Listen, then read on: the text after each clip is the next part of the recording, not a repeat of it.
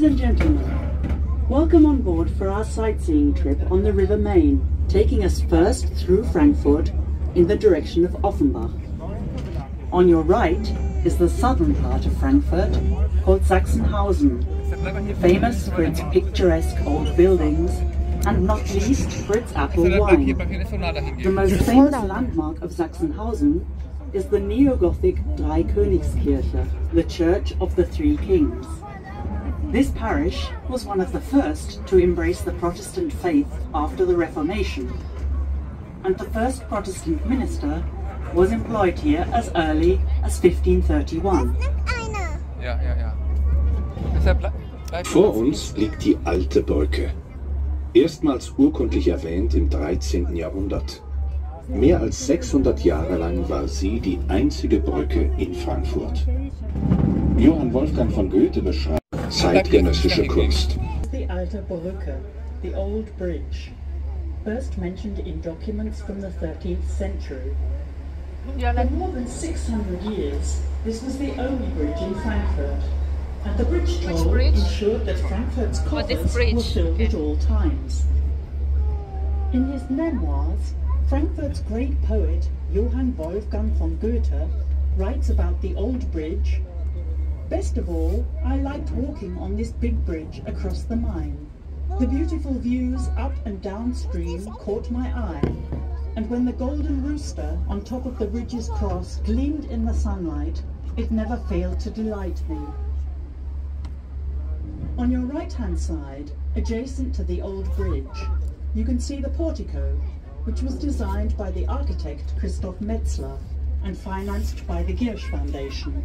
The contemporary artifacts and a real eye-catcher, especially at night, when changing lighting effects illuminate its glass roof in the dark.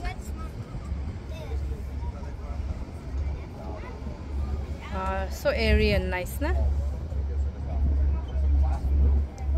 Wir durchfahren gleich die Ignaz-Bubis-Brücke. Links oberhalb der Brücke steht ein klassizistischer Portikus, ganz in strahlendem Weiß. Der Eingang zur alten Stadtbibliothek. Diese wurde im Zweiten Weltkrieg zerstört. Heute beherbergt das rekonstruierte Gebäude sich. Sie ist die einzige Brücke, die in Frankfurt schräg über den Main führt. Just after the bridge on the left, you will see a neoclassical white portico, which used to serve as the main entrance to Frankfurt's former municipal library. Unfortunately, the library was destroyed during World War II. Today, the reconstructed buildings host Frankfurt's so-called Literature House, which serves as a venue for public readings and has become a popular meeting point for literature enthusiasts. Shortly afterwards, we passed the modern Flößerbrücke, the raftsman's bridge, which was built in 1964. This is the only bridge in Frankfurt that runs diagonally across the River Main. You can see the district known as the Deutsche Herrenufer. This area has been newly developed and renovated into attractive residences and office buildings. On the left embankment, there is a similar new development, the residential estate Weseler Werft. Both developments feature similar symmetrical Mediterranean-style housing blocks. Each house is the golden pinnacles of the hotel often gleam in the sunlight, and unbeatable views of Frankfurt's skyline can be seen from the upper floors of the towers. This building is 201 meters high and was erected at the former site of Frankfurt's fruit and vegetable market. It was designed by the Viennese architects Blau. As the old market hall was a listed building protected by a preservation order, its remains were integrated into the design of the bank's new home. The building was officially inaugurated on March 18, 2015, and is the workplace of over 2,000 ECB employees. Just on the riverbank next to the ECB, you can see a building made of glass, steel, wood, and exposed concrete that houses the restaurant Austin.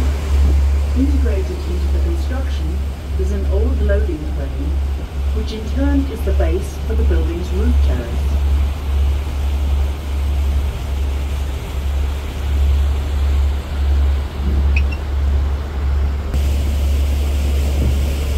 The East Harbour Bridge serves to connect Frankfurt's east end with Sachsenhausen in the south, and features 3 lanes for road traffic, as well as lanes for cyclists and pedestrians.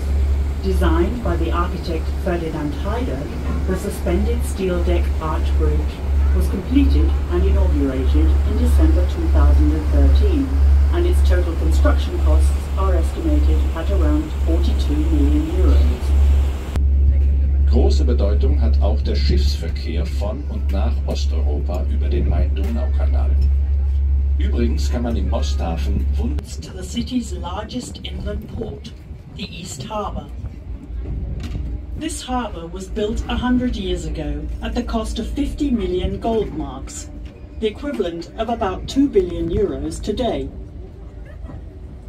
The harbour consists of 2 docks and a 3rd turning basin.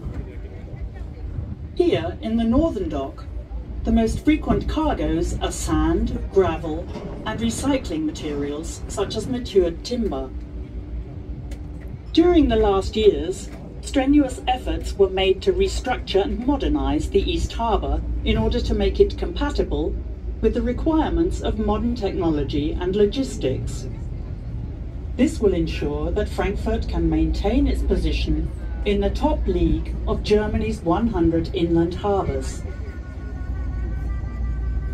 Over the last 5 years, a yearly average of 2,500 vessels were loaded and unloaded in Frankfurt, shifting approximately 3.5 million tons and nearly 40,000 containers of goods. Also of great significance is shipping transport to and from Eastern Europe via the Main-Danube Canal. This harbour contains some very fine examples of Art Nouveau architecture, such as the Honsel Bridge, whose arches are decorated by pretty Art Nouveau elements.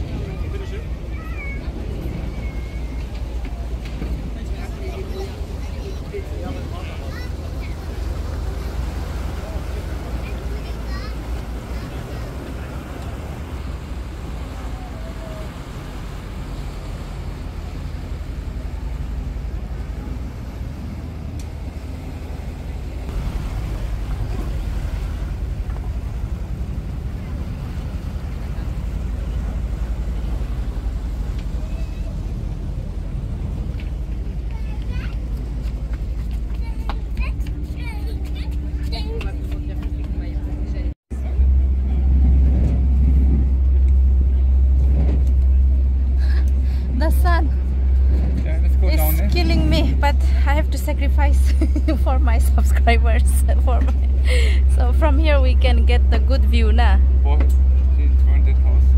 Burning or what? No, it was burning. See, you can see the marks. What marks? The green? House, burning marks there. You can't see above the window. Oh yeah, na, it got burned. Yeah. Okay. Oh, scary, yeah. It's my Nova. Okay, we're working on it before. Yeah. Ayo, the sun is really strong, guys. Let's go inside. I think so. Oh, we are gonna arrive today. We have to get down. Yeah.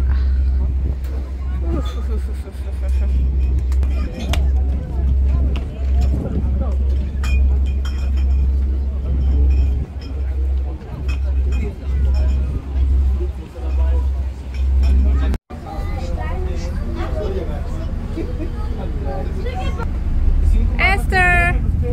Hello, hello!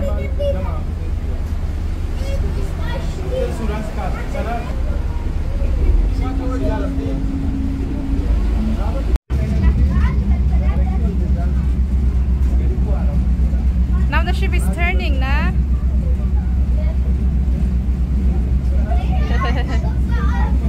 Esther is enjoying looking at the water. Yeah. Ooh, it's splashing. Oh, so much splash, Esther. Ooh.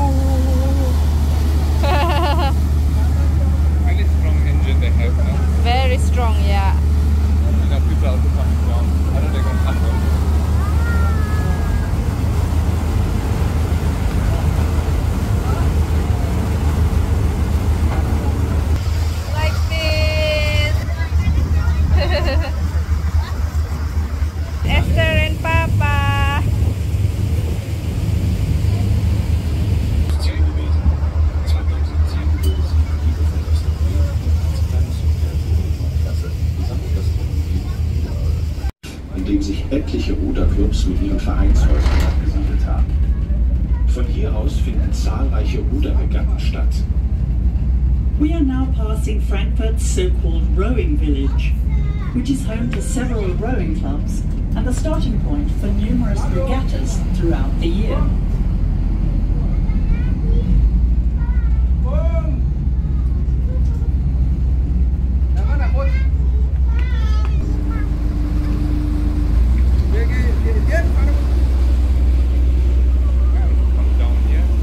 Huh?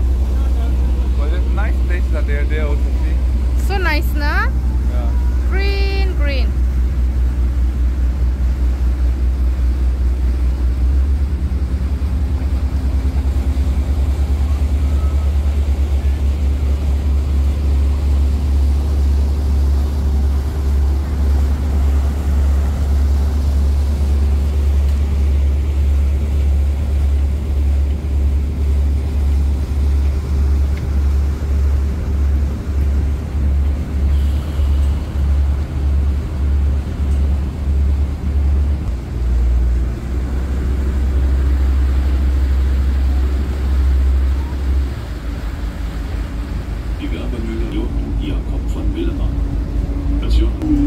Used to be the summer residence of Johann Jakob von Willemer, a Frankfurt banker. When Johann Wolfgang von Goethe visited the area in 1814, he was a guest in the Willemer house.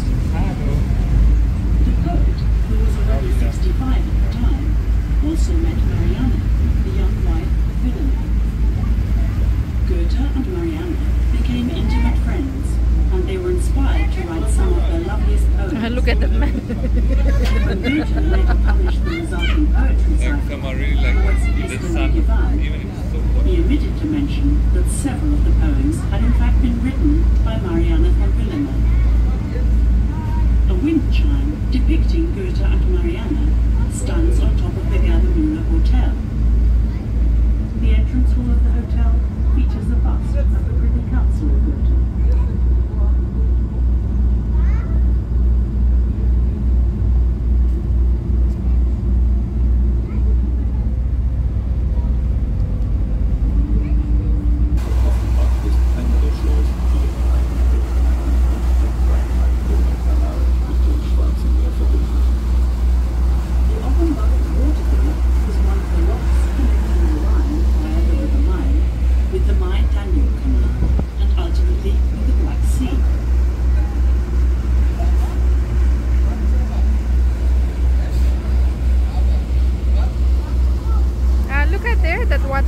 Waterfall there. You see?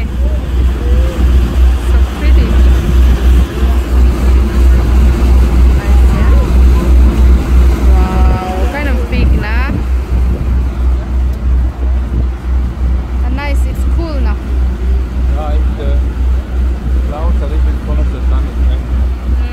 Yeah.